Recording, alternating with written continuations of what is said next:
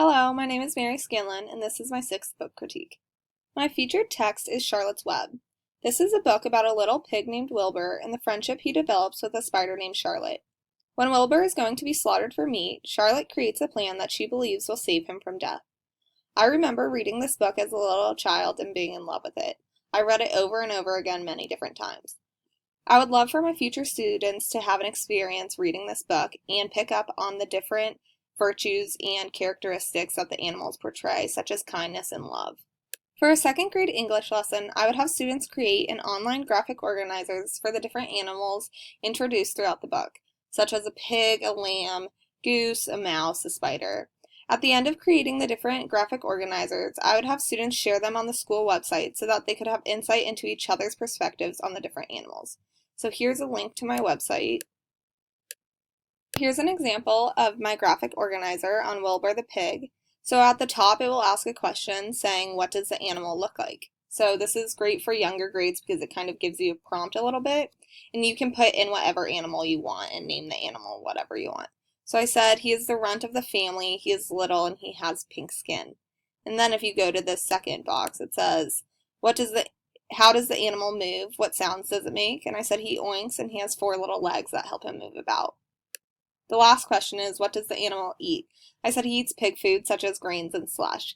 This is obviously geared towards a second grade lesson, so it's not going to be super exact.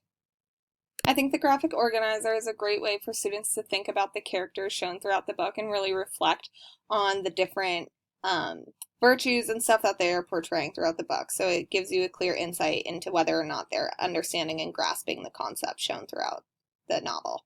For a second grade geography lesson, I would have my students learn about farm life and the responsibility you must have when taking care of different animals. I would have them use ThingLink and put up a map of the state of their choice and then have them talk about the farm life that is native to that location. So I thought this was fun just because it's a little more creative. They can choose whichever state they want, focus on whatever animals they want.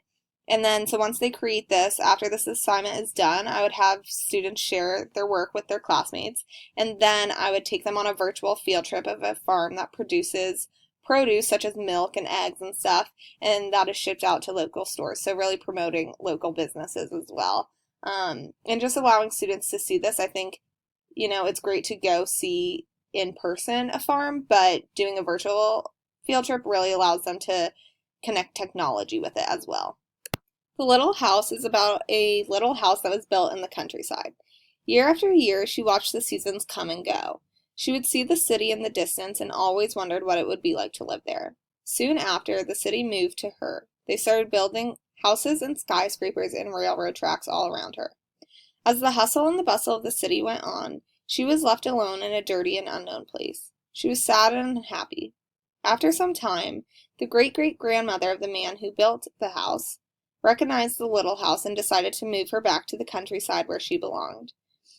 This would be a good book to use when talking about transitions for students, maybe those who have made a recent move or have experienced a loss, taking away of something or someone. This book could bring comfort to many little children, and the pictures and illustration are just really cute throughout the whole book, so I would love to incorporate this in any grade level, any elementary grade level. Raindrop Splash is a book about rain falling. First, the rain made a puddle, then a pond, then it spilled over and made a lake, until finally it overflowed and filled the streets. It filled the towns with water where the townspeople went fishing and boat racing. When the river finally flowed into the sea, the rain stopped and the sun came out to shine. This would be a good book to use when talking about weather and rainfall per year. In places such as California, this book could be used to talk about saving water when in a drought.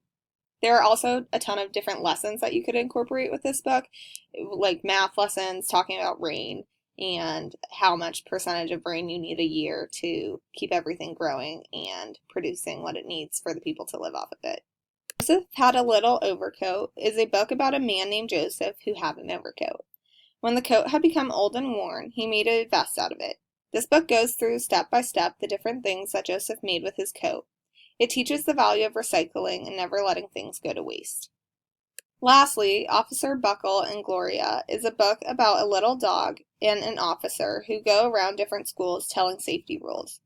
When Officer Buckle tells the tips, Gloria does a little act behind him without him noticing. The audience screams and hollers in excitement when they see the little dog do this. Officer Buckle doesn't find out until later that Gloria had so much talent.